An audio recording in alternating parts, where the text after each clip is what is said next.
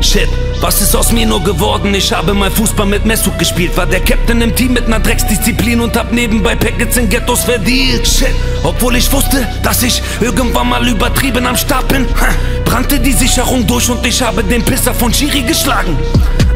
2 Jahre Sperre, ich schreibe jetzt Texte, fing an mit dem Rappen. Zu dieser Zeit ist Mesut von Rot-Weiß nach Schalke gewechselt. Ich chillte mit Homies im Park, Drogen am Start, ich zog an meinem Gras. Und während ich gammelte, unterschrieb parallel Mesut seinen Profivertrag. Alter, irgendwann ist er von Schalke zu Bremen gegangen. Zu dieser Zeit hab ich elendig krank Menschen für'n Handy die Zähne gerammt. Er hatte krass Appetit und stieß somit zu Real Madrid ins Team. Parallel hatte ich mein Album-Release. Ja, Rach, ich hab gar nichts verdient. Als Mesut nach London gegangen ist und mit seinem Wechsel ein paar von Millionen verdient hat, wurde bei mir aus Grau, Rot, Blau, Braun, Grün, Gelb, Lila. Immer weiter, Gott sei Dank, ich esse jeden Tag Köfte.